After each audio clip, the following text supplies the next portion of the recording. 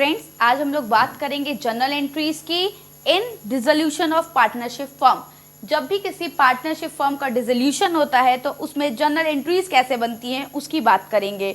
हमें ये तो पता है कि डिसोल्यूशन के टाइम पे जो अकाउंट बनता है वो है रियलाइजेशन अकाउंट। इस अकाउंट को बनाया जाता है सारे असेट्स को रियलाइज करके सारी लाइबिलिटीज को पे ऑफ करने के लिए।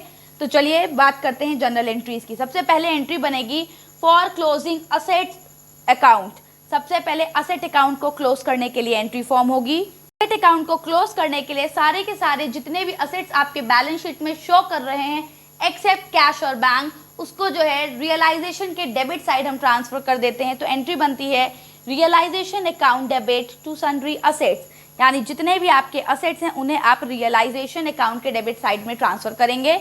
नेक्स्ट बनती है फॉर क्लोजिंग लाइबिलिटीज अकाउंट। अब लाइबिलिटीज को क्लोज करने के लिए आपकी जितनी भी लाइबिलिटीज जो है बैलेंस शीट में शो हो रही होती लाइबिलिटी साइड, उनको जो है हम रियलाइजेशन के क्रेडिट साइड में लिख देते हैं। बट हम उसमें जो है partners capital account, partners loan account, कोई भी रिजर्व फंड या प्रोविजन होता है तो वो नहीं शो करते हैं, उसका अलग से ट्रीटमेंट करते हैं। तो वो चीज़ें रियलाइजेशन में नहीं आती।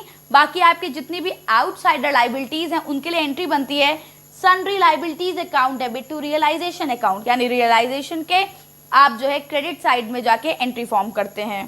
हमने देखा है कि लाइबिलिटी साइड जो है कुछ प्रोविजंस और रिजर्व्स ऐसे होते हैं जो कि हमें रियलाइजेशन में जो है नोट करने होते हैं। तो उसके लिए एंट्री बनती है प्रोविजन फंड और reserve account debit to realisation account. अब ये कौन से प्रोविजंस या रिजर्व्स होते हैं? अगर प्रोविजन फॉर बैड डेट्स है या प्रोविजन फॉर डेप्रिसिएशन है तो उस प्रोविजन को हम रियलाइजेशन के क्रेडिट साइड में लिखते हैं।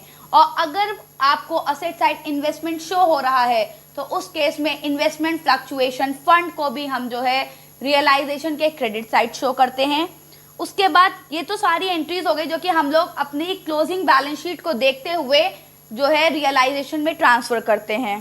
बात कर लेते हैं entries for realisation of asset. अब जब असेट हमारे पास रियलाइज हो जाते हैं यानी उनको हम बेच देते हैं, उनसे जब पैसा मिलता है या कोई पार्टनर उन्हें लेके जा रहा होता है तो एंट्री क्या होती है? तो असेट का रियलाइजेशन दो तरीके से होता है, व्हेन सोल्ड फॉर कैश और when asset are taken away by one of the partner, यानी अगर या तो वो कैश में बेचे जा रहे हो या कोई पार्टनर उन्हें लेके जा रहा हो।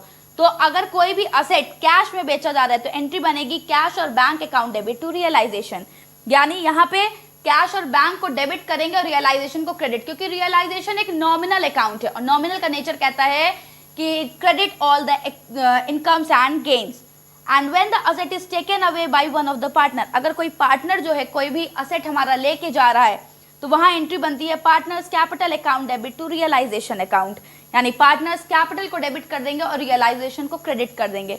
Note, if the question is silent, अगर क्वेश्चन कुछ भी नहीं कह रहा है किसी भी असेट के बारे में, उस केस में अगर वो कोई भी टैंजिबल असेट है तो हम उसको उसकी बुक वैल्यू पे रियलाइज कर देंगे। बट अगर कोई इनटैंजिबल असेट है यानी गुडविल है, पेटेंट्स हैं, कॉपीराइट्स हैं और उनके बारे में एडिशनल इंफॉर्मेशन में कुछ भी नहीं कहा गया कि वो कितने में रियलाइज हुए हैं, उस केस में हम कोई भी रियलाइजेशन अमाउंट नहीं लिखेंगे, यानी हम ये मान लेंगे कि हमारे ये इनटैंजिबल असेट्स रियलाइज ही नहीं हुए हैं। बात कर लेते हैं अगर हम किसी भी लाइबिलिटी को पे ऑफ करते हैं तो क्या एंट्रीज बनती हैं। लाइबिलिटी को पे ऑफ करने के दो तरीके, एक तो कैश दे के पे ऑफ कर दिया जाए, दूसरा कोई पार्टनर एग्री कर जाए कि ओके ठीक है मैं आपकी लाइबिलिटीज पे ऑफ कर दूंगा, यानी मैं फर्म की लाइबिलिटीज पे ऑफ कर दूंगा। तो व्हेन पेड इन कैश, अगर कोई भी जो है आपकी लाइबिलिटी कैश से पे हो रही है तो आपकी एंट्री बनती है realisation account debit to cash और बैंक अकाउंट, यानी यहाँ पे रियलाइजेशन को डेबिट करेंगे क्योंकि पेमेंट ऑफ लाइबिलिटी हमारे लिए एक तरह का एक्सपेंस है और नॉमिनल के अकॉर्डिंग जो है जितने भी एक्सपेंसेस या लॉसेस होते हैं उन्हें हम डेबिट करते हैं। When any partner agrees to take over some liability तो realisation account debit to partners capital account.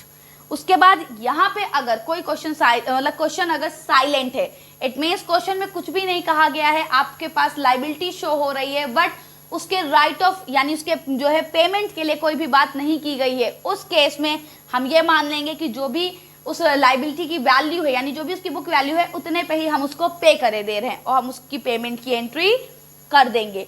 अब बात करते हैं पार्टनर्स लोन की। जैसे कि हम लोगों ने स्टार्टिंग में ही ये चीज जान ली थी कि जो पार्टनर्स लोन अकाउंट होता है वो रियलाइजेशन में शो नहीं किया जाता, यानी पार्टनर्स लोन अकाउंट को हम रियलाइजेशन में नहीं लिखते हैं, उसके लिए अलग से पार्टनर्स लोन अकाउंट क्रिएट किया जाता है।